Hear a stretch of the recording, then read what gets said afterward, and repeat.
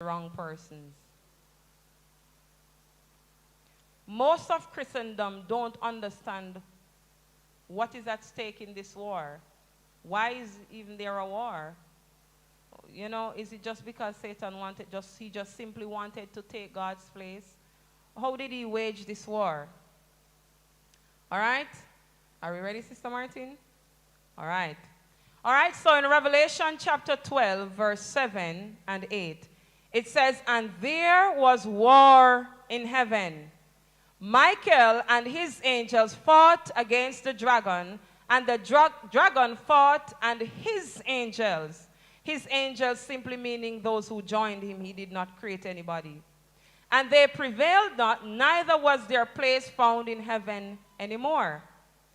And the great dragon was cast out, that old serpent called the devil and Satan, which deceiveth the whole world. He was cast out into the earth, and his angels were cast out with him. And I heard a loud voice saying in heaven, Now is come salvation and strength, and the kingdom of our God, and the power of his Christ. For the accuser of our brethren is cast down, which accused them before our God day and night."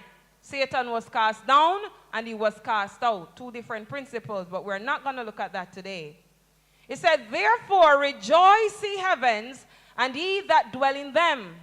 Woe to the inhabitants of the earth and of the sea, for the devil is come down unto you, having great wrath, because he knoweth that he hath but a short time."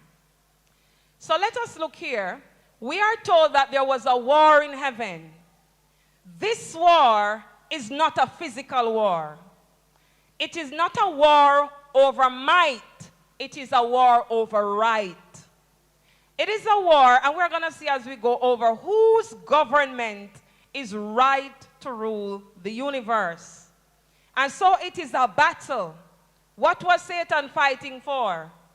The mind of God's creatures. He was not fighting to be seated in a physical place merely. He wanted to occupy the mind of God's creatures. It's more than about a place, but he did not prevail. It was a battle of principles and ideas of government. Satan is the first politician, unfortunately. It is true, right? That is what earthly governments do. But he said that he deceiveth the whole world. Now we are going to see that this war was really not a physical war. Listen, God does not need to use physical weapons in a spiritual war. God is so powerful that the only thing that God needs to do for anyone to go out of existence is to cease to sustain them. Right? So there was war. His angels fell with him. He used deception. Deception was one of Satan's weapons. Deception. He deceiveth the whole world.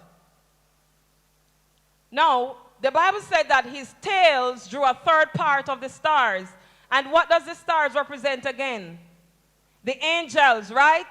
It says in Revelation 12:4, "And his tail drew the third part of the stars of heaven, and did cast them to the earth.